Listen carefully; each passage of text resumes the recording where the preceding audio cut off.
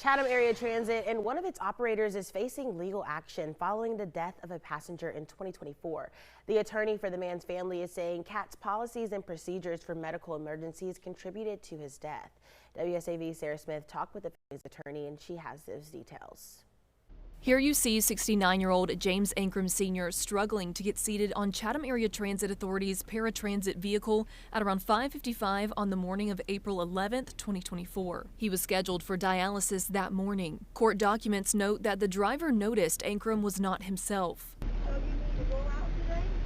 Footage from the bus shows Mr. Ankrum slide to the floor. Rather than calling 911, the driver follows CAT's policy and contacts CAT dispatch to report the emergency.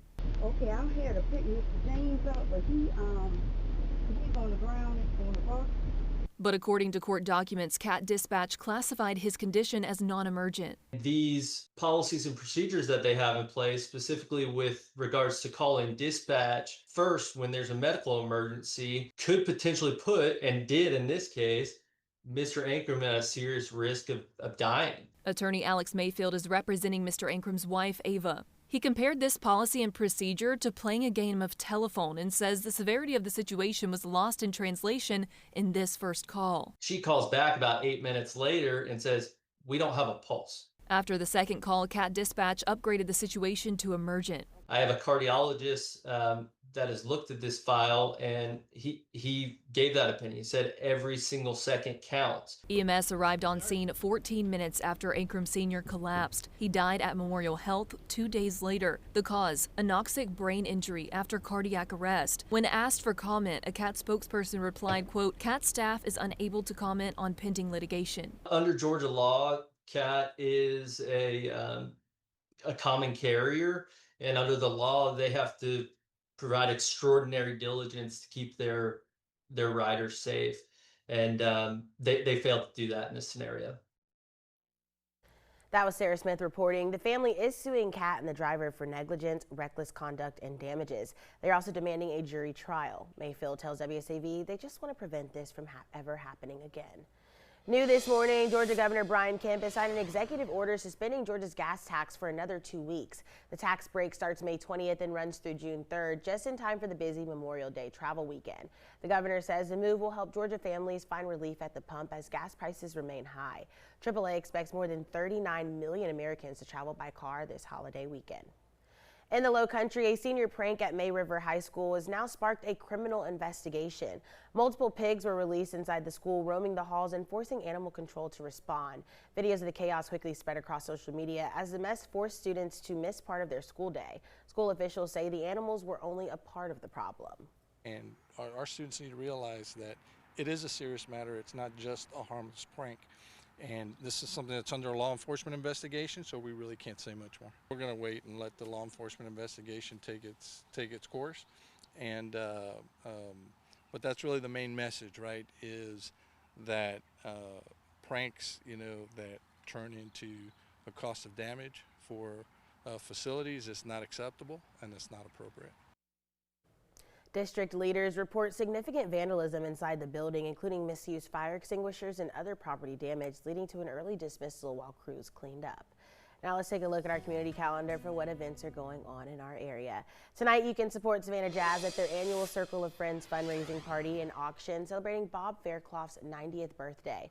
It starts at 6 at the venue on Dean Forest Road, and you can enjoy some smooth tunes from the Savannah All-Stars led by the legendary Teddy Adams, delicious bites, refreshing beverages, and you can also bid on extraordinary items and experiences. To find a link to purchase those tickets, click on wsav.com/community-corner, and money raised will benefit Savannah Jazz History's Hall of Fame exhibit and their education programs. And the town of Register will host its 4th annual Pecan Festival from 10 until 5 on Main Street. You can enjoy a day of family fun, including live music, a 50-50 raffle, fun zone, cakewalk, and a lot more. You can also browse rows of vendors selling one-of-a-kind treasures and tasty treats. Event parking is available behind Town Hall at Register Baptist Church in Register Park. And Shelter from the Rain is bringing back its ever-popular Motors for Moms car show and Wing Fest. The event runs from 10 until 1 at the Tanger Outlets in Pooler, and attendees can check out smooth rides from the past and present, participate in some family-friendly activities, and enjoy mouth-watering drums and flats galore from area restaurants. Proceeds benefit local single parents and their children through supportive services, resources, advocacy, and community programs. And also happening this afternoon, Coastal Georgia Partners and Color of Change present All Roads Lead South Savannah.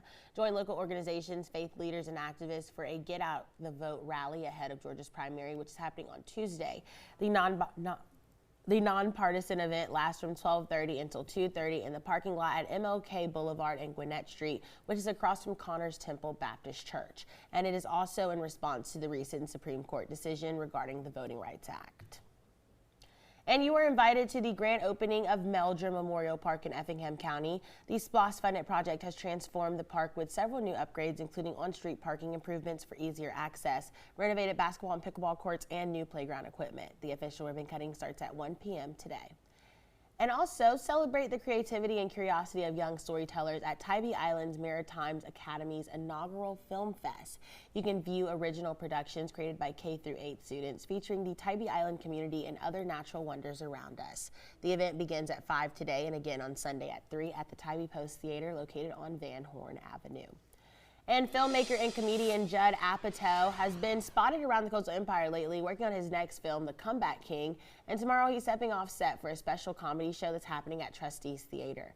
Proceeds benefit the Chatham-Savannah Authority for the Homeless, and Apatow says it's his way of giving back to the community that's welcomed his cast and crew. First job I ever had in the business was I worked for Comic Relief, who put on benefits for the homeless. It was hosted by Robin Williams, Billy Crystal, and Whoopi Goldberg.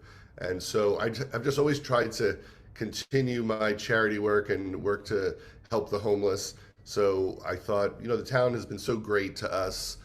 We just want to do something to give back. And there's so many comedians who are like amazing in the movie. So I thought, let's all get up and do that. The Comeback King Comedy Night is happening tomorrow night at 7 at Trustees Theater on Broughton Street. Tickets are still available, starting at about $30, and all proceeds benefit the Chatham-Savannah Authority for the Homeless. To check out more events happening in and around our area, just visit our website, wsav.com/community calendar.